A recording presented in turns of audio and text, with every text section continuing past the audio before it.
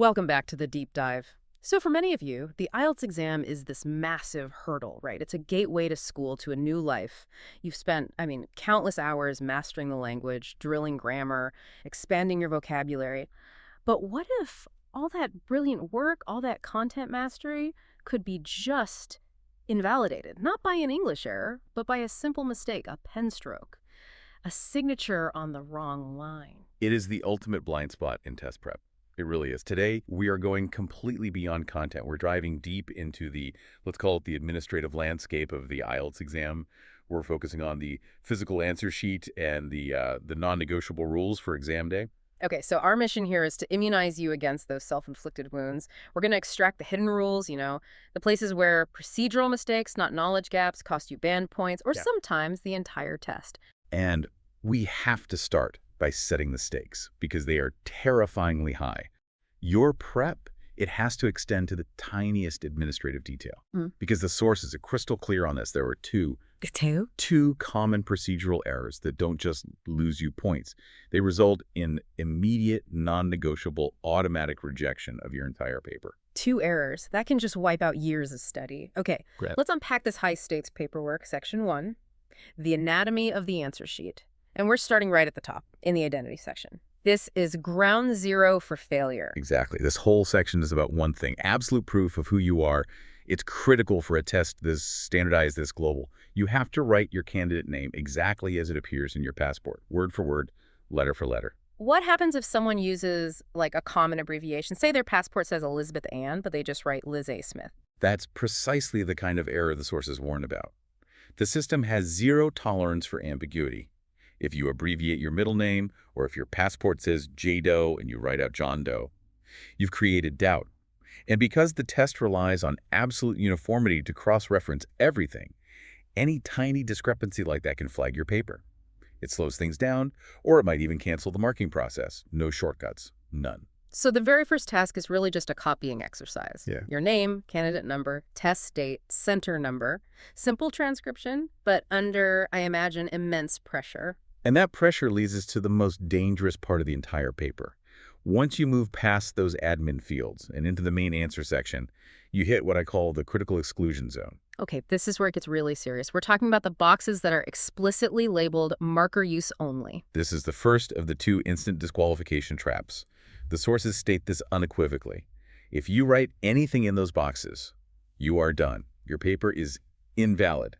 Instantly. But why? Structurally, what makes that little space so sacred that a stray mark can just invalidate the whole test? It's all about administrative integrity. Those zones, they're not just for human comments. They're often used for optical scanning marks, for quality control codes, internal barcodes, all the stuff they use to process thousands and thousands of tests from all over the world. So you're interfering with the machine? You're interfering with the system's ability to read, track, or even verify the paper. It's a non-negotiable boundary. If you doodle or try to squeeze in an extra word or even just let your pen slip into that zone, you've systemically invalidated the paper. It's an immediate systemic rejection. That is a staggering penalty for a few inches of paper. Just shows how serious they are about following the rules. Yeah. So, if the layout of the sheet is one battleground, how we use the pen is the next one. Let's move to Section 2. Avoiding those interpretation errors, things related to style and permanence. Right. Precision and clarity are everything. You have to remember, your paper isn't just being marked by a friendly teacher down the hall. It could be scanned, digitized, sent to markers thousands of miles away who are marking hundreds of these a day. And that brings us to the first major style rule for writing the answers. You have to use capital letters. Why is this mandatory? Why isn't it just, a suggestion for being neat? It's all about standardization and reducing ambiguity. Just think about how hard it is to tell certain letters apart in hurried lowercase handwriting, especially if a marker is getting tired. A messy lowercase j can look like an L or an I or even a T. If a candidate's handwriting isn't perfect, those letters just become interchangeable. So the capital letter rule is a great equalizer. It makes everyone's writing uniform. Exactly. When you write CJLNTY in all caps, it is unmistakable. There's no room for interpretation. It ensures the marker is focused completely on the content of your answer. Did you get the word right? Not wasting time trying to decode your handwriting. And you have to do it for the entire paper. Consistency is key. Okay, and with style, there's also the rule of containment. Every letter, every number has to stay inside the box. Does overflowing the box actually penalize you? It risks it. Hmm. I mean, one letter spilling over probably won't fail you on its own, but it contributes to this picture of sloppiness. Hmm. And if the letter or number goes far enough outside that box, especially if it gets near other marks on the page, it could be misread by a scanner or just ignored by the human marker. They might see it as being outside the official answer area. Let's talk about the tools. I know a lot of people taking tests love pencils. You can erase mistakes. But what is the strict rule for the official answer sheet? For the official answer sheet, the rule is absolute. Use a marker or a pen only. Okay, but hold on. For your rough work on the question paper, you'd want a pencil, right?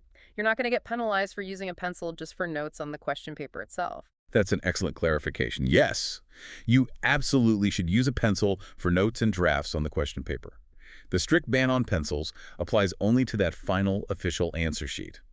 And the reason is simple. It's pragmatic. Pencil smudges. It can fade. If that paper gets scanned or archived, the answers can become illegible. You risk losing your score. Pen or marker, that ensures permanence. Maximum clarity for the marker. That's a really crucial distinction. Okay, now let's get to the second great disqualification trap. We covered writing in the marker section. What's the other big one? The other action that leads to instant invalidation. Signing the answer sheet. Candidates must never, ever sign the answer sheet in the designated signature lines. I can see those lines usually at the bottom or on the edge. Yeah. And they look like a place you're supposed to sign. Has anyone actually mistaken those for a mandatory student signature? It happens all the time. It's such a common high-stakes mistake. Those two signature lines are strictly for the examiners, the first marker and then the verification checker. By signing there, you violate the blind marking protocol.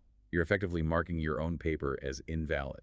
You've used an internal administrative field, and doing that is instant grounds for non-negotiable paper invalidation. Do not touch them. Okay, so just to recap the mechanics so far, perfect identity info, capitals only, stay inside the boxes, pen or marker only, and absolutely avoid those two administrative death traps, the marker zone and the signature lines. Precisely. And now we move on to Section 3, the zero-tolerance rules for formatting your answers. This is where your excellent English knowledge can clash, sometimes violently, with these really strict bureaucratic rules.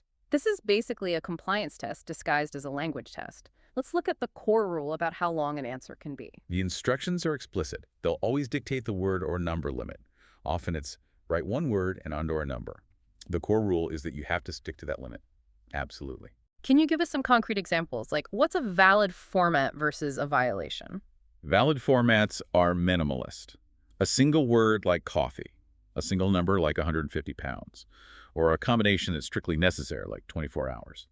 But the moment you go over that count, even if your main information is correct, you get zero. Help us understand the logic behind the sentence ban. Why does writing a full sentence, even if it has the correct answer in it, result in a zero? Because the test is checking your ability to follow instructions under pressure. If the instructions say, write one word and the answer is bus, but you write the answer is bus, well, you've given them 3 extra words, you violated the rule. So in the eyes of this system, that's a formatting fail. And it doesn't matter that you knew the word bus. They're testing precision. So if the answer is mug and I write a mug, that's 2 words. That's 0 marks, even though it's perfectly correct English. 0 marks. If the answer is coffee and you write the coffee, 0 marks. Every single answer is a strict compliance check. You have to write only the minimal required information. This is maybe the most common way that really excellent students lose easy marks. And this compliance extends to spelling, right? It has to be perfect. Spelling is an absolute zero-tolerance environment. If the answer is Wednesday and you write Wednesday, that is 0 marks. There is absolutely no partial credit, not for an answer that's almost right, but has one misspelled letter. Every letter has to be perfect. And what about abbreviations? Is it safer to write doctor or doctor? The sources strongly advise against it. Unless the question specifically asks for an abbreviation, which is extremely rare, you should write out the full word. The guiding principle is safety. When in doubt, write it out. Don't risk losing a point because of an ambiguous format or a form of the word the system might not recognize. That is a staggering amount of detail just for the paper itself. Let's shift gears to Section 4, the strategic exam day timeline.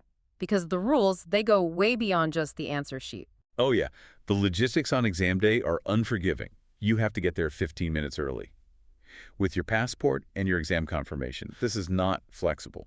If you're late, protocol says it's an immediate cancellation of your attendance. The test center will not wait for you. And once you're seated, during the listening part specifically, they give you some prep time. How should you use that time strategically?